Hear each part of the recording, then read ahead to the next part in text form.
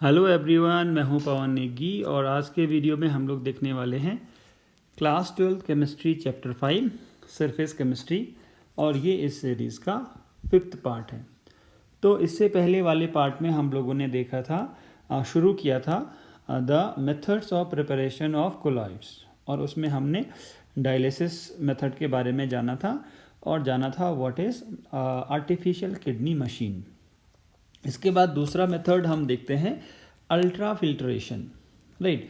तो ultra filtration का मतलब नाम से पता चल रहा है कि इसमें हम क्या करेंगे, अल्ट्रा फिल्टर पेपर का यूज़ करेंगे। और मैंने आपको बताया था कि जो कोलॉइड्स हैं they can be separated by ultra filter paper. तो अल्ट्रा फिल्टर पेपर में हम क्या करते हैं, बेसिकली जो पोर साइज़ है उसको रिड्यूस कर देते हैं। ठीक है, मान लीजिए ये आपका नॉर्मल फिल्टर पेपर है और ये जो आपको बीच में जगह खाली दिखाई दे रही है, ये बेसिकली मान लीजिए ये पोर साइज है। तो अल्ट्रा फिल्टर पेपर का मतलब है हम ऐसा फिल्टर पेपर यूज़ करेंगे जिसमें ये पोर साइज और कम हो जाएगा। ठीक है, तो ये इसको हम कंसिडर कर सकते हैं as ultra filter paper.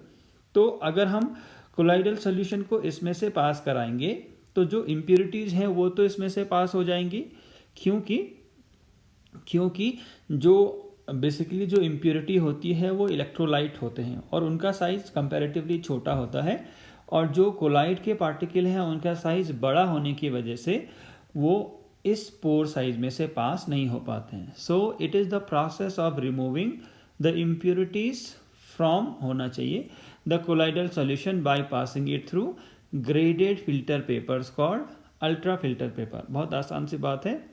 And this filter paper हमने कहा are permeable to substance all substances except colloidal particle. जितने भी और इम्प्योरिटीज इसमें होंगी वो सब इसमें से पास हो जाएंगी, केवल कोलाइडल पार्टिकल जिनका साइज बड़ा होता है वो इसमें से पास नहीं हो पाते हैं, right. So with these ultra filter papers impurities of different size can be effectively remove. जैसा कि मैंने आपको बताया हम इम्प्योरिटीज को इसमें रिमूव कर देते हैं, right. And in this method sol is poured over the ultra filter paper which allows solution of impurities solution of which allows impurities of solution होना चाहिए to pass through but retains the colloidal particle। तो बहुत ही simple सा concept है, जैसा हम simple filtration में use करते हैं, जो छोटे साइज़ के पार्टिकल हैं वो निकल जाते हैं बट बड़े साइज़ के रिटेन हो जाते हैं, वही यहाँ पर भी हो रहा है। और आपको पता है क्योंकि ऑर्डिनरी फिल्टर पेपर से जो कोलॉइडल सोल्यूशन है वो नहीं सेपरेट हो पाते हैं, इसलिए हम अल्ट्रा फिल्टर पेपर का यूज़ कर सकते हैं। तो होगा क्या, जो सॉल्वेंट है या जो डिस्पर्शन मीडियम है वो तो पास हो जाएगा, जो इम्प्योरिटीज़ हैं वो भी पास हो जाएगा। रह क्या जाएगा, जो डिस्पर्स फेज के पार्टिकल हैं the colloidal particles left on the ultra filter paper, right. तो डिस्पर्स फेज के पार्टिकल रह जाएंगे।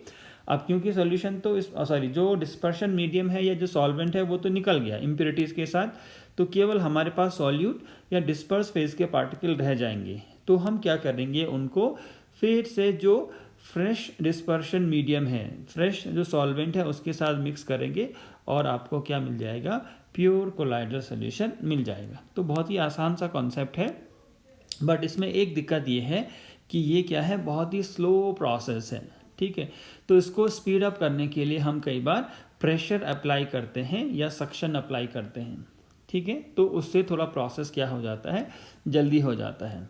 इसके बाद है नेक्स्ट मेथड है अल्ट्रा सेंट्रीफ्यूगेशन। तो मैंने आपको इससे पहले वाले लेक्चर में बताया था व्हाट इज सेंट्रीफ्यूगेशन। तो सेंट्रीफ्यूगेशन मैंने सिंपल आपको कहा कि आप ऐसा समझ लीजिए, एक टेस्ट ट्यूब में हम क्या करेंगे, कोलाइडल सोल्यूशन ले लेंगे, राइट। एक टेस्ट ट्यूब में हम क्या करेंगे, कोलाइडल सोल्यूशन ले लेंगे। अब जो कोलाइडल सोल्यूशन है वो तो आपको पता है 1 to 1000 नैनोमीटर के साइज में है। जब आप इस टेस्ट ट्यूब को किसी कंटेनर में, जिसको हम कहते हैं सेंट्रीफ्यूज, उसमें रोटेट करेंगे तो इन पर जो कोलाइड के पार्टिकल हैं इन पर बॉटम की तरफ या सेंटर से दूर की तरफ क्या लगता है, एक फोर्स लगता है।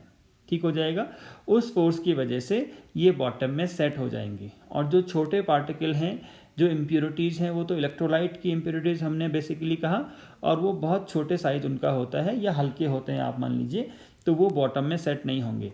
तो जब आप इसको सेंट्रीफ्यूज में रखेंगे, सेंट्रीफ्यूज करने के बाद आपके पास कैसी पिक्चर होगी कि जो कोलाइड के पार्टिकल हैं वो तो क्या हो जाएंगे, ये तो मान लीजिए डिस्पर्शन मीडियम है और यहाँ क्या है, कोलाइड के पार्टिकल सेट हो गए हैं नीचे, राइट।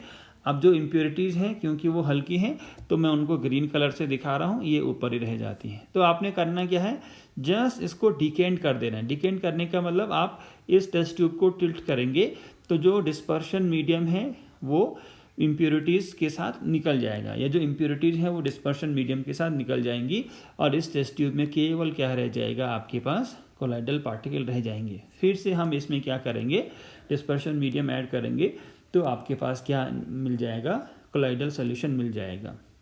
अब अल्ट्रा सेंट्रीफ्यूज क्यों कहते हैं, अल्ट्रा सेंट्रीफ्यूज का मतलब है बहुत ज़्यादा हाई स्पीड पे हम इसको रोटेट कर रहे हैं। जैसे अल्ट्रा फिल्ट्रेशन में हम तो पोर साइज रिड्यूस करते हैं और नॉर्मल सेंट्रीफ्यूगेशन का मतलब किसी पर्टिकुलर स्पीड में जो टेस्ट ट्यूब है वो रोटेट हो रही है इन द कंटेनर, जिसको हम कहते हैं सेंट्रीफ्यूज। अब अल्ट्रा सेंट्रीफ्यूगेशन का मतलब और ज़्यादा स्पीड उसकी हमने बढ़ा दी, right. So in this method sol is taken in a tube which is placed in an ultra centrifuge. तो पहले सोल को हमने क्या कहा, हम ट्यूब में लेंगे, फिर इस ट्यूब को किस में रखेंगे, अल्ट्रा सेंट्रीफ्यूज जो मशीन है उसमें रखेंगे।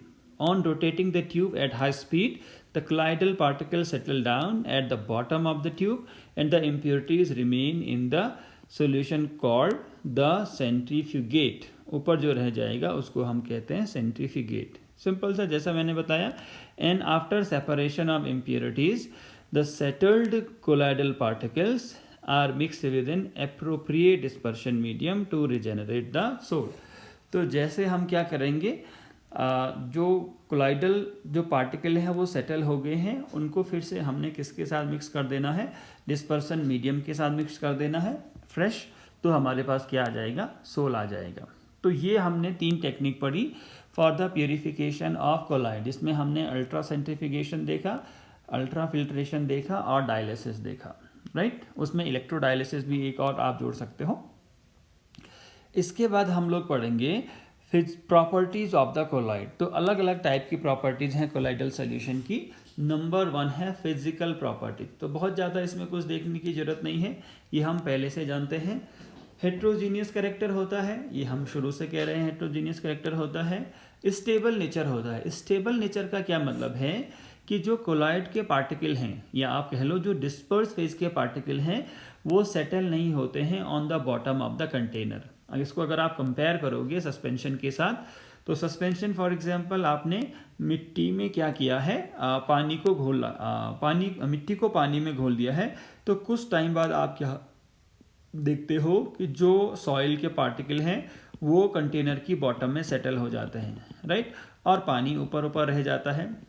तो ये स्टेबल नहीं है, जो सस्पेंशन है वो स्टेबल नहीं होता है। बट कोलाइड में आपको ऐसा नहीं देखने को मिलता है। और जो सेपरेशन है वो अल्ट्रा फिल्टर पेपर से हो सकता है, वो तो मैंने आपको बताया, राइट। तो ये है आपके कुछ फिजिकल प्रॉपर्टी कोलाइडल सॉल्यूशन के बारे में। इसके बाद देखिए कॉलिगेटिव प्रॉपर्टी। अब कॉलिगेटिव प्रॉपर्टी क्या होती है, बहुत अच्छे से हमने पढ़ा है सॉल्यूशन वाले चैप्टर में, राइट। सो कॉलिगेटिव प्रॉपर्टी अगर हम क्या करेंगे, अप्लाई करेंगे with respect to colloidal solution, तो क्या कह रहा है, पहली चीज जो नोट करने वाली बात है, the colligative property of colloidal particles are very low. ठीक होगा, जो कॉलिगेटिव प्रॉपर्टी है कोलाइडल पार्टिकल की वो बहुत कम होती हैं। ऐसा क्यों होता है, ऐसा क्यों होता है, ऐसा इसलिए होता है क्योंकि जो कोलाइडल पार्टिकल हैं they are bigger aggregates having very high molecular mass, so that the number of particles per unit volume or per liter of the soul is relatively very small. Colligative property अगर आप याद करेंगे तो मैंने आपको कहा था relative lowering in vapour pressure, depression in freezing point, elevation in boiling point और ऑस्मोटिक प्रेशर। और हमने डेफिनेशन जब देखी थी कॉलिगेटिव प्रॉपर्टी की तो हमने ये कहा था it depends only on the number of particles. तो जितने ज़्यादा नंबर ऑफ पार्टिकल्स होंगे पर यूनिट वॉल्यूम, सेम वॉल्यूम में अगर ज़्यादा नंबर ऑफ पार्टिकल्स हैं तो कॉलिगेटिव प्रॉपर्टी क्या होगी, ज़्यादा होगी। बट कॉलॉइड्स के केस में क्या होता है, कॉलॉइड्स के केस में क्या हो रहा है, आपको पता है ये बिगर एग्रीगेट्स हैं, क्योंकि इनका जो साइज़ हम बार बार कह रहे हैं ये है 1 to 1000 नैनोमीटर, है कि नहीं है। तो ये बड़े पार्टिकल हैं, ठीक है। तो अगर सेम वॉल्यूम की बात की जाए तो उसमें बड़े पार्टिकल का नंबर तो कम ही होगा, राइट। मान लीजिए हमारे पास 2 कंटेनर हैं सेम वॉल्यूम के, ठीक है, 2 कंटेनर हैं सेम वॉल्यूम के। तो अगर मैं इसमें डॉट साइज के पार्टिकल रखूँगा तो इसमें बहुत ज़्यादा पार्टिकल आएंगे, ठीक है। और अगर मैं इसमें सर्कल साइज के पार्टिकल रखेंगे तो आप देखिए गिनती के कुछ ही पार्टिकल आ रहे हैं जिनको आप आसानी से काउंट भी कर सकते हैं। तो यही कॉन्सेप्ट है कि जो कॉलिगेटिव प्रॉपर्टी है कॉलॉइड्स के केस में वो काफ़ी कम वैल्यू उनकी होती है, क्योंकि इनका साइज़ बड़ा है। साइज़ बड़ा होने की वजह से number of particles per unit volume कम होते हैं, और साइज़ बड़ा होने की वजह से मोलर मास भी बड़ा होता है, ज़्यादा होता है। तो जो भी कॉलिगेटिव प्रॉपर्टी है मैं CP लिख देता हूँ, आप उनका फॉर्मूला याद कीजिए। नहीं आ रहा है तो आप देखिए वीडियो के बाद, उन सब के फॉर्मूले में आप देखेंगे the colligative property are inversely proportional to the molar mass, right. तो हम कह रहे हैं कि जो कोलाइडल सॉल्यूशन है या जो कोलाइडल पार्टिकल्स हैं उनके मोलर मास ज़्यादा हैं, राइट। तो मोलर मास ज़्यादा है तो कॉलिगेटिव प्रॉपर्टी क्या होगा, कम होगा, सिंपल सी बात, ठीक है।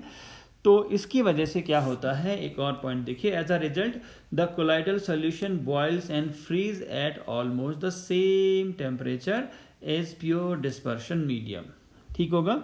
हमने क्या कहा था, बॉइल्स एंड फ्रीज, मतलब अगर नॉर्मल डिस्पर्शन मीडियम या सॉल्वेंट में कोई हम नॉर्मल सोल्यूट डालेंगे, ट्रू सोल्यूशन वाला जो सोल्यूट है जो ट्रू सोल्यूशन बनाता है, तो बॉइलिंग पॉइंट में इलेवेशन होता है। मतलब पहले अगर 100 डिग्री सेल्सियस क्या है बॉइलिंग पॉइंट है, तो हो सकता है ये 100 ये क्या हो जाए 105 हो जाए, राइट, या 102 हो जाए, तो 105 डिग्री सेल्सियस हो जाता है ट्रू सोल्यूशन के केस में, मतलब बढ़ जाता है। तो सेम टेम्परेचर पे ये बॉयल नहीं हो रहे हैं। ऐसे ही फ्रीजिंग के केस में 0 डिग्री सेल्सियस अगर फ्रीजिंग पॉइंट है तो ट्रू सोल्यूशन के केस में ये हो सकता है -5 डिग्री सेल्सियस या और कुछ वैल्यू भी हो सकती है। So the pure solvent and solution are not boiling at the same temperature and they are not freezing at the same temperature. But colloidal solution के केस में क्योंकि ये एलिवेशन बहुत कम है, मतलब 5 डिग्री का एलिवेशन नहीं है, मैंने केवल समझाने के लिए बताया है, और यहाँ डिप्रेशन भी 5 डिग्री सेल्सियस का नहीं है, तो ये सेम टेम्परेचर पे ही बॉयल और फ्रीज होते हैं। मतलब 100 का मान लीजिए अगर ज़्यादा से ज़्यादा हो गया 100.001 हो गया, इतना एलिवेशन, तो ये ऑलमोस्ट 100 ही है, राइट। ऐसे 0 डिग्री सेल्सियस का -0.1 ऐसा हो गया, तो ये ऑलमोस्ट 0 ही है, ठीक हो गया। तो इसीलिए हम कह रहे हैं कि जो कोलॉइडल सॉल्यूशन है they boils and freeze at almost the same temperature as the pure dispersion medium, क्योंकि ये जो एलिवेशन एंड डिप्रेशन है ये डिस्पर्शन मीडियम के रेस्पेक्ट में हम देख रहे हैं, एक बात। दूसरी बात, and the lowering in vapour pressure is also negligible, vapour pressure भी कम हो जाता है प्योर सॉल्वेंट के केस में सॉल्यूशन का, राइट। बट यहाँ पर जो वेपर प्रेशर की लोअरिंग है वो भी बहुत ज़्यादा नहीं है, केवल एक जो ऑस्मोटिक प्रेशर जो प्रॉपर्टी रह गई है उसी को हम क्या करते हैं कुछ हद तक मेजर कर सकते हैं in this case. So the osmotic pressure of colloidal solution, right, though smaller than true solution is the only colligative property which has been determined with reasonable degree of accuracy. मतलब जो elevation in boiling point है वो negligible होता है तो measure करना possible नहीं है, डिप्रेशन इन फ्रीजिंग पॉइंट है वो भी नेग्लिजिबल है तो मेज़र करना पॉसिबल नहीं है, या बहुत एक्यूरेसी के साथ उसको मेज़र नहीं कर पाते हैं। और इन द सेम वे जो relative lowering in vapour pressure है वो भी बहुत कम लोअरिंग होती है, मतलब बहुत कम वैल्यू होगी, तो इतना एक्यूरेसी के साथ उसको मेज़र करना पॉसिबल नहीं है। तो केवल ऑस्मोटिक प्रेशर ही एक ऐसी कॉलिगेटिव प्रॉपर्टी है जिसको हम ठीक ठाक तरीके से क्या कर पाते हैं, मेज़र कर पाते हैं in the case of colloidal solution. तो ये सब मैंने डिस्कस किया about the colligative property of colloidal solution. इसके बाद शुरू की स्लाइड्स में हमने देखा था दो property, Tyndall effect and Brownian moment. तो जो ब्रोनियन मोमेंट है वो क्या है, मैकेनिकल प्रॉपर्टी में आता है, तो ब्रोनियन मोमेंट का क्या मतलब है? देखिए, हमने क्या कहा कि हम कोलाइडल पार्टिकल को क्या कर सकते हैं, देख सकते हैं विद अल्ट्रा माइक्रोस्कोप। जो कोलाइड के पार्टिकल हैं, डिस्पर्स फेज के पार्टिकल हैं, उनको हम अल्ट्रा माइक्रोस्कोप से देख सकते हैं। जबकि सस्पेंशन के पार्टिकल नॉर्मली नेकेड आई से दिखाई देते हैं, और जो ट्रू सॉल्यूशन के पार्टिकल हैं वो तो दिखाई ही नहीं देते हैं। तो अगर हम अल्ट्रा माइक्रोस्कोप से क्या करेंगे, डिस्पर्शन मीडियम के पार्टिकल को देखेंगे, तो ये ऐसे स्टेशनरी नहीं दिखाई देते हैं। ये कैसे दिखाई देते हैं? ये जिगजैग मोशन कर रहे हैं, कभी यहाँ से यहाँ जा रहा है, कभी यहाँ से यहाँ जा रहा है, यहाँ से यहाँ जा रहा है। मतलब हर रैंडम, मतलब कोई एक पार्टिकल को अगर आप फोकस करोगे तो ये जिगजैग डायरेक्शन में मूव करता हुआ आपको दिखाई देगा। यही जिगजैग मोशन क्या है? ब्रोनियन मोमेंट है। यही जो जिगजैग मोशन है डिस्पर्स फेज के पार्टिकल का, यही ब्रोनियन मोमेंट है। और ये होता क्यों है? होता इसलिए है क्योंकि जो डिस्पर्शन मीडियम डीएम में कह दूं और डिस्पर्स फेज को डीपी में कह दूं, ये जो डिस्पर्शन मीडियम के पार्टिकल हैं ये लगातार कोलाइड क्या कर रहे हैं, कॉलिजन कर रहे हैं विद डिस्पर्स फेज पार्टिकल। और वो तो रैंडम मूवमेंट होता है डिस्पर्शन मीडियम के पार्टिकल का, या लिक्विड के पार्टिकल का भी आपको पता है रैंडमली मूव करते हैं। जैसे गैस के पार्टिकल करते हैं वैसे लिक्विड के पार्टिकल भी रैंडम मोशन करते हैं। तो इस रैंडम मोशन में अनइक्वल कोलिजन, कभी कहीं से कोलाइड कर रहा है, कभी कहीं से कोलाइड कर रहा है, तो उस अनइक्वल कोलिजन की वजह से ही डिस्पर्स फेज के पार्टिकल का क्या होता है, रैंडम जिगजैग मोशन होता है। So the zigzag motion of the particles of disperse phase due to unequal collision of dispersion medium particle is called Brownian movement. ठीक होगा? The zigzag motion of the particles of the disperse phase due to unequal collision of dispersion medium particle is called Brownian movement. हो गया? बहुत ज़्यादा कुछ इसमें नहीं है। तो अगर आप इसका देखोगे डायग्राम, तो ये मान लीजिए एक पार्टिकल पे आप फोकस कर रहे हैं और इसकी पोजीशन को आप ऑब्जर्व कर रहे हैं यूजिंग एन अल्ट्रा माइक्रोस्कोप। सो इसकी पोजीशन आपको कुछ ऐसे दिखने वाली है। सो ये क्या है? रैंडम जिगजैग पोजीशन है, मोशन है। इसी को हम क्या कहते हैं दोस्तों? ब्रोनियन मूवमेंट कहते हैं। ठीक है? इसके बाद ऑप्टिकल प्रॉपर्टी एक इम्पॉर्टेंट है, इसको हम कहते हैं टिंडल इफेक्ट। ये बेसिक आप इसके बारे में जानते हैं। तो टिंडल इफेक्ट क्या है? Basically the phenomena of scattering of light by colloidal particle as a result of which the path of light becomes visible is called Tyndall effect. ठीक होगा? तो इसमें हम क्या क्या यूज कर रहे हैं, टर्म्स क्या क्या यूज कर रहे हैं, इतने आपको पता है। स्कैटरिंग, तो स्कैटरिंग क्या होती है आपको पता है, स्कैटरिंग ऑफ लाइट। ठीक है? कोलाइडेड पार्टिकल आप जानते हैं। अब क्या होगा? Path of light will become visible. अब आप देखिए, क्या अभी कभी आपको नॉर्मली लाइट का पाथ दिखाई देता है? नहीं दिखाई देता है जनरली, जब तक कि उस लाइट को कोई स्कैटर करने वाला नहीं है। तो ये है बेसिकली टिंडल इफेक्ट। तो हमने क्या कहा? The phenomena of scattering of light bye colloidal particles as a result of which the path of light becomes visible is called Tyndall effect। और ये आप बड़े आराम से क्या कर सकते हैं, अपने घर पे कर सकते हैं इसको। ठीक है? तो हमने क्या किया है, दो कंटेनर लिए हैं, ये बिल्कुल आप अपने घर में कर सकते हैं। आप चाहो तो फ्लैश लाइट की जगह में आप अपने मोबाइल की फ्लैश लाइट भी यूज कर सकते हो, और ज़्यादा बेटर आप देखने हैं तो बहुत सस्ते दामों में मार्केट में लेज़र आपको अवेलेबल हो जाता है, 50 रुपीज़ में भी अवेलेबल हो जाता है। तो आपने क्या करना है, एक कंटेनर, ग्लास का कंटेनर में पानी ले लीजिए और उसमें थोड़ा सा सॉल्ट डिज़ोल्व कर दीजिए। तो ये तो सोल्यूशन बन गया, राइट। दूसरा कंटेनर में भी पानी लीजिए और थोड़ा सा उसमें क्या डाल लीजिए, मिल्क, कुछ ड्रॉप्स या कुछ स्पून, 1-2 स्पून आप उसमें मिल्क डाल दीजिए। तो आपको पता है मिल्क एक कोलॉइड है, राइट। तो जब आप मिल्क को वाटर में ऐड करेंगे तब भी वो कोलॉइड रहने वाला है। तो जब आप इसमें से लेज़र लाइट पास कराएंगे तो यहाँ आपको कुछ नहीं दिखाई देने वाला है, राइट। यहाँ आपको लाइट का पाथ दिखा ही नहीं देगा। बट जैसे ही आप इसको क्या करेंगे, इस कंटेनर में से लाइट पास होगी तो इस कंटेनर में आपको देखिए लाइट का पाथ आपको दिखाई देगा। ये लाइट यहाँ भी नहीं होनी चाहिए, यहाँ भी नहीं होनी चाहिए, राइट। ऐसा डायग्राम में कुछ गलतियाँ हैं। तो केवल जो कंटेनर के अंदर क्या है आपको लाइट का पाथ दिखाई देगा। तो यही जो लाइट का पाथ आपको दिखाई दे रहा है ये क्या है, टिंडल इफेक्ट। और ये लाइट का पाथ आपको क्यों दिखाई दे रहा है, क्योंकि जो पार्टिकल यहाँ है कोलाइड के पार्टिकल वो उस लाइट को स्कैटर कर दे रहे हैं, यहाँ स्कैटर नहीं कर पा रहे हैं क्योंकि साइज बहुत छोटा है पार्टिकल का। और अगर आपके रूम में बहुत ज़्यादा डस्ट है तो आपको रूम के अंदर भी लाइट का पाथ दिखाई देगा, क्योंकि डस्ट जब एयर में डिस्पर्स है वो भी कोलाइड बना रहा है। ठीक है, तो अगर आप इतना भी नहीं करना चाहें तो धूल अगर कमरे में काफ़ी ज़्यादा है तो लेज़र लाइट को पास कीजिए तो आपको लाइट का पाथ दिखाई देगा। और अगर बहुत साफ कमरा है, धूल का एक भी पार्टिकल नहीं है, तो आपको लाइट का पाथ नहीं दिखाई देगा। तो आई होप ये आप एक्टिविटी जो है वो घर में करेंगे और समझेंगे व्हाट इज़ टिंडल इफेक्ट। वैसे भी आपने कई बार देखा होगा जब आप संडे को देर से उठते हैं तो खिड़की से अंदर धूप आ जाती है, राइट, और वो बिल्कुल जो धूप की जो पाथ है सनलाइट का वो हमें दिखाई देता है, क्योंकि रूम में काफ़ी सारा डस्ट रहता है जनरली, राइट। कितना भी आप सफाई रखो थोड़ा बहुत डस्ट रहती है और उसकी वजह से हमें क्या दिखता है, लाइट का पाथ दिखाई देता है जो सन रेज जो खिड़की से अंदर की तरफ आ रही है। तो वो भी क्या है, टिंडल इफेक्ट ही है, राइट।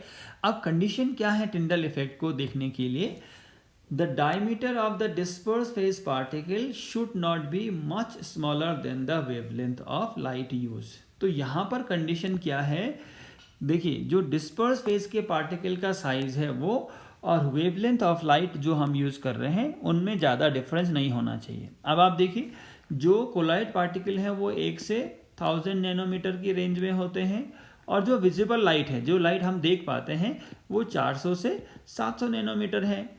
तो हो गया ना, इसी रेंज में आया, तो बहुत ज़्यादा अंतर नहीं है, इसलिए हमें क्या दिखाई देता है, लाइट का पाथ विजिबल होता है। अब देखिए ट्रू सॉल्यूशन के केस में ये नहीं होता है, क्यों, क्योंकि वहाँ पार्टिकल साइज बहुत छोटा है, वहाँ लेस देन 1 नैनोमीटर है, और जबकि विजिबल लाइट 400 से 700 के बीच में होती है। तो काफ़ी अंतर है साइज ऑफ पार्टिकल और वेवलेंथ ऑफ लाइट यूज में। इसकी वजह से आपको जो लाइट का पाथ है वो विजिबल नहीं होता है।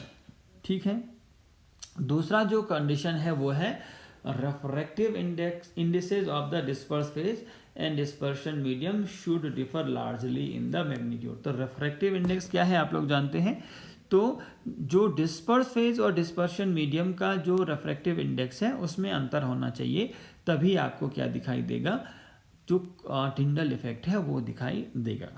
तो ये हमने पढ़ा ऑप्टिकल प्रॉपर्टी। इसके बाद देख लेते हैं इलेक्ट्रिकल प्रॉपर्टीज, ये काफ़ी इंपॉर्टेंट है इलेक्ट्रिकल प्रॉपर्टीज। तो इलेक्ट्रिकल प्रॉपर्टी से क्या मतलब है, इलेक्ट्रिकल प्रॉपर्टी से मतलब है कि जो डिस्पर्स फेज के पार्टिकल हैं और जो डिस्पर्शन मीडियम के पार्टिकल हैं, इन दोनों में क्या होता है, चार्ज होता है, ये दोनों चार्ज हैं, राइट। इसी को हम समझने वाले हैं इलेक्ट्रिकल प्रॉपर्टीज में।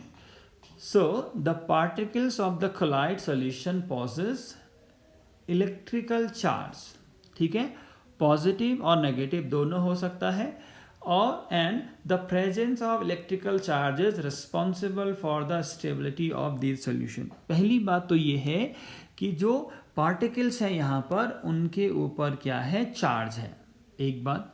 दूसरी बात वो पॉजिटिव और नेगेटिव कुछ भी हो सकता है, कई बार उन डिस्पर्स फेज के पार्टिकल के ऊपर पॉजिटिव चार्ज होता है, कई बार नेगेटिव हो सकता है, राइट। तीसरी बात इंपॉर्टेंट ये है कि इसी चार्ज की वजह से ही क्या होते हैं, जो कोलॉइड हैं वो स्टेबल रहते हैं, इसी चार्ज की वजह से जो कोलॉइड है वो स्टेबल रहते हैं। ये इंपॉर्टेंट कॉन्सेप्ट है। अब हमने कहा क्योंकि डिस्पर्स फेज के पार्टिकल के ऊपर चार्ज है, तो डिस्पर्शन मीडियम के पार्टिकल के ऊपर भी क्या होता है, इक्वल एंड ऑपोजिट चार्ज होता है, जिसकी वजह से ओवरऑल ये न्यूट्रल होता है। तो ओवरऑल तो जो कोलॉइडल सॉल्यूशन है वो तो न्यूट्रल है, बट इंडिविजुअली डिस्पर्स फेज और डिस्पर्शन मीडियम के ऊपर क्या है, इक्वल एंड ऑपोजिट चार्ज है। अब ये कैसे चार्ज आया इसको हम समझेंगे, ओरिजिन ऑफ चार्ज। तो ओरिजिन ऑफ चार्ज को लेकर कई सारी थियरीज दी गई हैं, और सारी थियरीज कुछ कुछ पॉइंट को एक्सप्लेन करती है, मतलब एक कुछ कोलाइड्स का ओरिजिन ऑफ चार्ज एक्सप्लेन करती हैं। तो एक ही थियरी हर टाइप के कोलाइड के लिए एप्लीकेबल नहीं है। ठीक है, तो क्या क्या थियरी है चार्ज के लिए? तो देखिए, नंबर 1 है due to frictional electrification. Frictional electrification का मतलब है अगर आप दो चीज़ों को आपस में रब कर दो तो उनके ऊपर चार्ज डेवलप हो जाते हैं, जो हम छोटी क्लासेस से देखते आए हैं।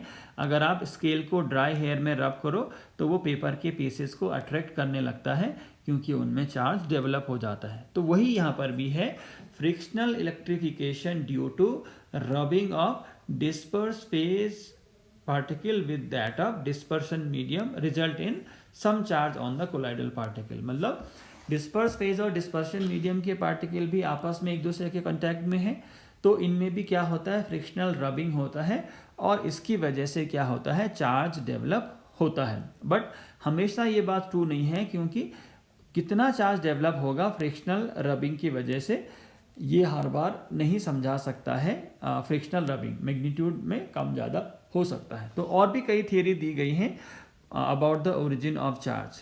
नंबर 2 है due to dissociation of surface molecule. Surface molecule का डिसोसिएशन से मतलब है, ये बेसिकली हम समझाते हैं, इस थियरी से हम बेसिकली समझते हैं जो सोप्स और डिटर्जेंट्स जो हमारे कोलॉइड्स हैं उनके बारे में। तो जैसे आपको पता है सोप क्या है, दे आर द सोडियम और potassium salt of long chain fatty acid. तो लॉन्ग चेन है, देखिए C15H31, तो ये है सोडियम पामिटेट। ठीक है, तो ये कैसे डिसोशिएट होगा, क्योंकि ये सॉल्ट है तो ये डिसोशिएट होगा पॉजिटिव और नेगेटिव में, इस तरीके से ये डिसोशिएट होगा। तो जो सोडियम आयन है that will pass into the solution. Solution होने का मतलब है डिस्पर्सन मीडियम के साथ मिक्स हो जाएगा। तो अभी डिस्पर्सन मीडियम कैसा हो गया, पॉजिटिवली चार्ज हो गया। while the anions have a tendency to form aggregates due to weak attractive forces present in the hydrocarbon chain। तो यहाँ आप देखिए, आपने सोप के बारे में पहले भी पढ़ा है, तो सोप को हम कैसे एक्सप्लेन करते हैं, राइट। ये एक सोप का पार्टिकल हमने ऐसे दिखा दिया, तो यहाँ ये नेगेटिव चार्ज, नेगेटिव वाला ये है, और Na+ इधर सोल्यूशन में चला गया। ये पूरा हाइड्रोकार्बन पार्ट है, राइट। इसको हम कहते हैं हाइड्रोफोबिक, ये वाला है हाइड्रोफोबिक, और ये वाला है हाइड्रोफिलिक, ये हाइड्रोफिलिक है। तो अब इसकी वजह से क्या होता है कि जो हाइड्रोफोबिक पार्ट वाला है, ये कई सारे मॉलिक्यूल आपस में मिलके क्या बनाते हैं, मिसेल्स फॉर्मेशन करते हैं। ये हम सोप वाले केस में भी आगे पढ़ेंगे, और थोड़ा बहुत इंट्रोडक्शन आपने छोटी क्लासेस में भी पढ़ा होगा, इसको और डिटेल में हम पढ़ेंगे आगे। तो इस तरीके से क्या होता है, मिसेल फॉर्मेशन होता है। इसी में आपने क्रिटिकल मिसेलाइजेशन टेम्परेचर और क्राफ्ट टेम्परेचर के बारे में भी पढ़ा है, राइट। तो इस तरीके से कई सारे मॉलिक्यूल क्या करते हैं, एग्रीगेट बना के एक मिसेल फॉर्म करते हैं, जो कई सारे सोप मॉलिक्यूल का एग्रीगेट है। तो यहाँ देखिए, ये पूरा का पूरा जो मिसेल है, इस पर कैसा चार्ज है दोस्तों, ये है नेगेटिव चार्ज, और डिस्पर्शन मीडियम में कैसा चला गया है, पॉजिटिव चार्ज चला गया है due to Na positive, right. तो इस थियरी से हम क्या समझाते हैं, the charge present on soap and detergent molecule. इसके बाद देखिए सेलेक्टिव एड्जॉर्प्शन ऑफ आयंस, ये काफ़ी इंपॉर्टेंट है, नाम से पता चल रहा है। अब एड्जॉर्प्शन क्या होता है, हम शुरू से पढ़ते आ रहे हैं। सेलेक्टिव का मतलब है कुछ खास आयंस का एड्जॉर्प्शन होगा। तो यहाँ पर क्या है, the particles of disperse phase adsorb only those ions preferentially which are common with their own lattice. यही चीज़ हमने कहाँ देखी थी दोस्तों, पेप्टाइजेशन में भी देखी थी। और पेप्टाइजेशन क्या था, method of preparation of colloid. तो सेलेक्टिव एड्जॉर्प्शन ऑफ आयन की वजह से हम बताते हैं कि चार्ज होता है on the colloidal particle. For example देखिए, हमने क्या किया, AgNO3 के एक्वा सोल्यूशन में पोटेशियम आयोडाइड मिला दिया। ये अभी सोल्यूशन है, ये अभी क्या है, सोल्यूशन है। अब ये क्या है, AgI का प्रेसिपिटेट बन गया, KNO3 एक्वा सोल्यूशन में रहेगा। सिल्वर आयोडाइड यहाँ बन गया, इसमें कोई दिक्कत नहीं है। तो हमने पेप्टाइजेशन में क्या पढ़ा था कि फ्रेशली प्रिपेयर्ड प्रेसिपिटेट में हमने क्या डालना है, इलेक्ट्रोलाइट डालना है। अब अलग से इलेक्ट्रोलाइट डालने की जरूरत नहीं है, क्योंकि पोटेशियम आयोडाइड क्या है, एक्सेस में है। एक्सेस में होने का मतलब है अभी भी I नेगेटिव आयन यहाँ होंगे। K नेगेटिव, K पॉजिटिव हम क्यों नहीं कंसीडर कर रहे हैं, कॉमन जो होना चाहिए, सेलेक्टिव एड्जॉर्प्शन हमने शुरू में कहा, तो यहाँ आई क्यू की प्रेजेंट है, तो ये AgI क्या करेगा कि I नेगेटिव का एड्जॉर्प्शन करेगा अपने सरफेस पर, और ये क्या बन गया, नेगेटिव सोल बन गया। क्यों नेगेटिव बन गया, क्योंकि नेगेटिवली चार्ज I नेगेटिव क्या हुए हैं, एड्जॉर्ब हुए हैं। तो ये है दोस्तों नेगेटिव सोल, और यही बेसिकली क्या है, पेप्टाइजेशन है, जिसमें हमने यहाँ नेगेटिव सोल बनाया है। तो जो एक्सेस ऑफ के पॉजिटिव है वो अभी कहाँ रहेगा, डिस्पर्शन मीडियम में रहेगा, to counter balance this negative charge. बहुत आसान। इसी को हम क्या कर सकते हैं, पॉजिटिवली चार्ज सोल भी बना सकते हैं। कैसे, देखिए सेम चीज़ है। अभी हमने क्या किया, KI एक्वस में AgNO3 एक्सेस में डाल दिया, पहले वाले प्रोसेस का रिवर्स कर दिया, तो अभी भी क्या हो जाएगा, AgI का प्रेसिपिटेशन होगा और पोटेशियम नाइट्रेट बनेगा। अब देखिए ये हो गया फ्रेशली प्रिपेयर्ड प्रेसिपिटेट, इसमें एक्सेस ऑफ इलेक्ट्रोलाइट, तो इलेक्ट्रोलाइट अलग से जरूरत लेने की नहीं है क्योंकि AgNO3 भी एक इलेक्ट्रोलाइट है। और अभी देखिए यहाँ Ag पॉजिटिव एक्सेस में है, होने को NO3 नेगेटिव भी है, बट वो एड्जॉर्ब नहीं होगा क्योंकि selective adsorption of common ion होता है। तो अभी AgI और Ag पॉजिटिव, तो ये क्या करेगा, Ag पॉजिटिव को अपने सरफेस पर एड्जॉर्ब करेगा। तो देखिए AgI ने Ag पॉजिटिव को अपने सरफेस पर एड्जॉर्ब किया, तो ये क्या बन गया, positive sol, and NO3 negative ion remains in the solution. ये कहाँ रहेगा, सोल्यूशन में रहेगा। ठीक हो जाएगा। तो हमने कहा था एक ही सोल पॉजिटिव भी हो सकता है, नेगेटिव भी हो सकता है। तो देखिए Ag, अगर आपको जनरली पूछा जाए कि AgI जो सोल है उसके ऊपर कैसा चार्ज है, तो हम HH बता नहीं सकते हैं जब तक हमारे पास और ज़्यादा इन्फॉर्मेशन नहीं है कि उसने कौन सा क्या किया है, आयन एड्जॉर्ब किया है। तो AgI अगर सिल्वर आयन को एड्जॉर्ब करता है तो वो पॉजिटिवली चार्ज होगा, और अगर वो आयोडाइड को एड्जॉर्ब करता है तो नेगेटिवली चार्ज होगा। ऐसी फेरिक क्लोराइड का भी आप देख सकते हैं, अगर ये Fe3 पॉजिटिव आयन को एड्जॉर्ब करता है तो पॉजिटिव सोल, और अगर ये OH नेगेटिव आयन को एड्जॉर्ब करता है तो नेगेटिव सोल। ठीक है, तो बहुत आसान है, और ज़्यादातर यही थ्योरी यूज होती है जिससे हम एक्सप्लेन करते हैं origin of charge on the colloidal particle, right. इसके बाद क्या है, एक और थ्योरी है रिलेटेड टू द चार्ज, जिसको हम कहते हैं theory of electrical double layer. तो जो हमने सेलेक्टिव एड्जॉर्प्शन ऑफ आयन्स पढ़ा है उसी को ही थोड़ा एलैबोरेट हम इसमें करेंगे। तो देखिए ये क्या कह रहा है, according to this theory when a solid comes in contact with a liquid, for example a solution of an electrolyte, it preferentially absorb one type of ion on its surface and this form a fixed layer। मतलब वही बात हो रही है जो हमने इससे पहले पढ़ी। तो इससे पहले एक एग्जांपल अगर मैं कंसीडर करूं तो क्या करेगा, यहाँ पर हमारे पास क्या है, फेरिक हाइड्रोक्साइड किसके कांटेक्ट में आ रहा है, Fe3 पॉजिटिव के कांटेक्ट में आ रहा है, और ये फेरिक आयन को, Fe3 को फेरिक आयन कहते हैं, अपनी सरफेस में एड्जॉर्ब कर दे रहा है। तो ये Fe3 जो है, क्योंकि ये FeOH होल थ्राइस की सरफेस में एड्जॉर्ब हो गया है, that's why it is forming a fixed layer. ये क्या बना रहा है, एक फिक्स्ड लेयर बना रहा है। तो वही तो यहाँ भी कह रहा है, when a solid comes in contact with a liquid. Solid क्या है, इससे पहले वाला एग्जांपल अगर मैं कंसीडर करूं, FeOH whole thrice comes in a contact of a liquid. Liquid क्या है, FeCl3 एक्वस। ठीक है, it preferentially absorb one type of ion on its surface. तो Fe3 पॉजिटिव ये दो आयन देगा, Fe3 पॉजिटिव और Cl नेगेटिव, जो कि नंबर में 3 होंगे। So it will absorb preferentially one type of ion. तो Fe3 पॉजिटिव और Cl नेगेटिव में से कौन से आयन को एब्जॉर्ब करेगा, ऑब्वियसली किसको, Fe3 पॉजिटिव को। ये FeOH होल थ्राइस को क्या ने Fe3 पॉजिटिव को एब्जॉर्ब कर दिया, राइट। और ये जो Fe3 पॉजिटिव है ये क्या बना रहा है, एक फिक्स्ड लेयर बना रहा है। इसने क्या बना दिया, एक फिक्स लेयर बना दिया। तो पहला point electrical double layer theory का बहुत आसान, जो हमने इससे पहले पढ़ा वही है। अब ये कह रहा है, to counter balance this charge, oppositely charged ions are attracted to the surface to form a double layer of charge.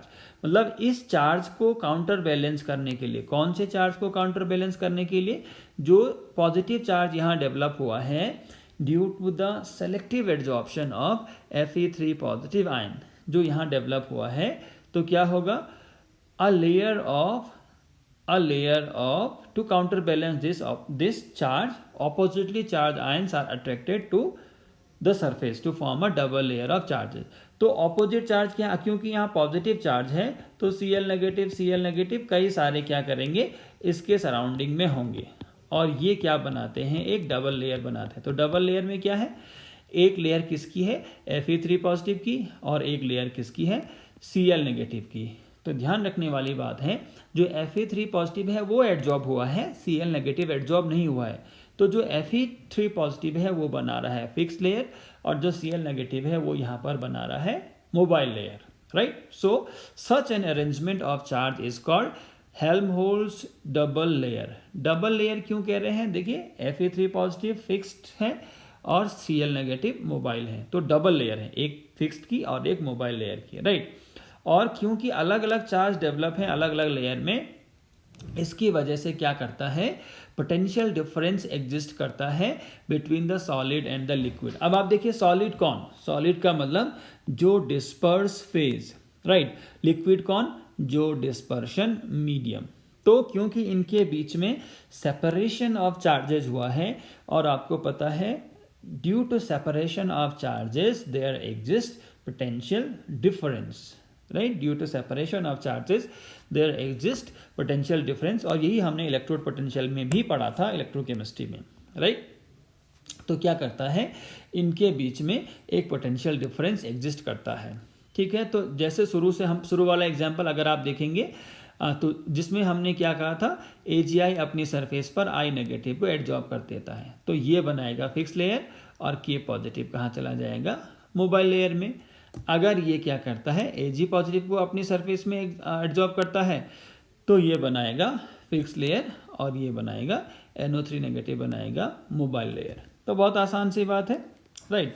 सो और जो पोटेंशियल डिफरेंस है वो किसके बीच में एग्जिस्ट करता है, मैंने कहा वो फिक्स लेयर और मोबाइल लेयर के बीच में एग्जिस्ट करता है। तो देखिए अगर इसको हम डायग्राम से भी देखना चाहें तो देखिए सरफेस ऑफ सॉलिड का मतलब जो प्रेसिपिटेट हुआ है, मान लीजिए ये क्या है, AgI है, तो जो प्रेसिपिटेट हुआ है तो मान लीजिए ये क्या है, AgI है। इसकी सरफेस पर फिक्स चार्ज नेगेटिव चार्ज दिखाया है, तो ये वाला क्या है, I नेगेटिव है, ठीक है। और जो मोबाइल लेयर है वो क्या है, K पॉजिटिव, एग्जाम्पल के लिए मैं समझा रहा हूँ, K पॉजिटिव, ठीक है। तो ये फिक्स लेयर और ये मोबाइल या मूवेबल लेयर। तो ये था जो ओरिजिनल क्या था, theory of electrical double layer था, which was given by Helmholtz, scientist का नाम है, उन्होंने दिया था। उसके बाद भी कई सारे मॉडिफिकेशन हुई थियरी में। अब क्या कह रहे हैं, so however according to the modern views some of the compensating charges are held in stationary liquid layer adhering to the surface। क्या कह रहा है, according to the modern views some of the compensating charges are held in the stationary liquid layer adhering to the surface, ठीक होगा। अब आप देखिए यहाँ क्या है, AgI, ये तो सॉलिड सरफेस है, इसके बाद जो I नेगेटिव इसके सरफेस में एडजॉर्ब हुए हैं, तो मॉडर्न व्यूज के अकॉर्डिंग ये तो हो गया फिक्स लेयर। अब जो कुछ कंपनसेटिंग चार्जेस हैं, मतलब जो काउंटर बैलेंस करने के लिए जो नेगेटिव चार्ज सॉल्यूशन में थे, वो भी इसकी सरफेस पर एडजॉर्ब रहते हैं, ऐसा ये कह रहा है। और इसके बाद जो बच गया, the remaining charges are distributed next to this layer in the form of diffuse और मोबाइल लेयर। अभी तक तो हमने क्या कहा था, जो पुराना जो theory of electrical double layer था कि फिक्स चार्जेस यहाँ होंगे और मोबाइल चार्जेस केवल सॉल्यूशन में होंगे। बट ये जो नया थियरी है वो क्या कह रहा है कि ये मोबाइल चार्जेस में से भी कुछ इस फिक्स लेयर के साथ अटैच होते हैं और बाकी जो बच जाते हैं वो क्या है, सॉल्यूशन में डिफ्यूज फॉर्म में रहते हैं। तो थोड़ा मॉडिफिकेशन है ओल्ड जो इलेक्ट्रिकल डबल लेयर थ्योरी है उसमें। तो देखिए अगर हम अभी देखना चाहेंगे तो ये इस तरीके से का पिक्चर हो जाएगा। ये है आपका AgI सॉलिड सरफेस, इसने I नेगेटिव को एडजॉर्ब किया। तो according to modern theory, modern electrical double layer theory आप कह सकते हैं, कुछ K पॉजिटिव बिल्कुल इसी के साथ एडजॉर्ब हो जाएंगे, मतलब फिक्स पोजीशन में रहेंगे कुछ, बाकी सभी नहीं कुछ, ठीक है। तो फिक्स लेयर में अभी क्या है, आई नेगेटिव के साथ साथ कुछ ऑपोजिट चार्जेस हैं। कंपनसेटिंग चार्जेस का मतलब ये वाला के पॉजिटिव, और जो कुछ बच गए वो अभी किस में है, सोल्यूशन में ही है। तो कुछ पॉजिटिव आपको यहाँ दिखाई दे रहे हैं और सारे के सारे नेगेटिव तो इसने एडजॉर्ब किए नहीं होंगे, तो बाकी कुछ नेगेटिव भी क्या है, यहाँ सोल्यूशन में मोबाइल फॉर्म में है। ये बात हो गई। तो इसका क्या मतलब है, सारे के सारे ऑपोजिट चार्जेस एडजॉर्ब नहीं हुए फिक्स लेयर में पहले आई नेगेटिव की अगर बात कहें, और सारे के सारे जो कॉम्पनसेटिंग चार्जेस हैं वो भी फिक्स लेयर में नहीं गए। तो जो यहाँ जो नेगेटिव चार्ज बच गए और यहाँ जो पॉजिटिव चार्ज बच गए वो अब किस में है, लिक्विड में है, इन द मोबाइल फॉर्म। तो यही तो ये कह रहे हैं। So the mobile layer along with the fix layer, mobile layer कौन सी, वो जो उन चार्जेस से उन चार्जेस से बनी है जो एडजॉर्ब नहीं हुए हैं, तो उनको कह रहे हैं so the mobile layer along with the fix layer. अब फिक्स लेयर में क्या है, देखिए fix layer containing charge fixed on the surface as well as some compensating charges. तो अभी एक तो लेयर ही है पूरी।